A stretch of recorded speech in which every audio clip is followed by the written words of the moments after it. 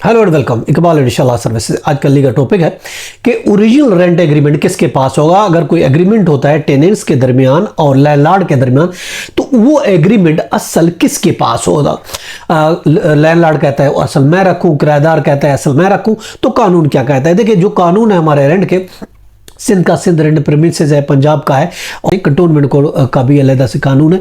तो जो भी ला है, कहीं ये नहीं लिखा हुआ कि एग्रीमेंट किसके पास होगा। अगर हम जनरल बात करते हैं, जनरल देखा गया है, जनरल हालात में ये देखा गया ओरिजिनल एग्रीमेंट, आमतौर पर ये कहा जाता है कि ओरिजिनल एग्रीमेंट जो लैंडलॉर्ड है वो रखता है। लेकिन देखिए, बहुत से मसले को रीड पैदा हो सकते हैं, तो ओरिजिनल लैंडलॉर्ड रख लेता है और सर्टिफाइड कॉपी या फोटो कॉपी जो है वो टेनेंट को दे देता है। जबकि सब हालात ऐसे होते हैं, अगर एग्रीमेंट एक है तो टेनेंट कहता है मुझे भी मिलना चाहिए, मुझे भी असल मिलना चाहिए, क्योंकि दोनों की एक बहुत लीगल इंपॉर्टेंट है कि ये एक इसमें टर्म्स लिखी होती हैं, कंडीशंस लिखी होती हैं।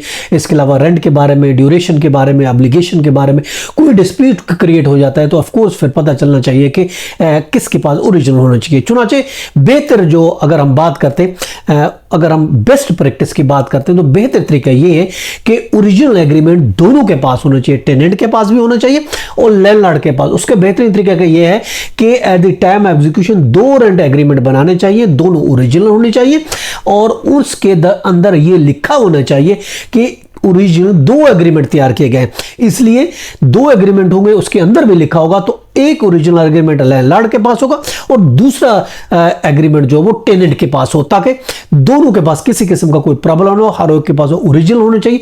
ये एक बेस्ट प्रैक्टिस है, ये तरीकेकार है। दो एग्रीमेंट ड्राफ्ट होने चाहिए, एक लैंडलॉर्ड के लिए, एक टेनेंट के लिए होना चाहिए।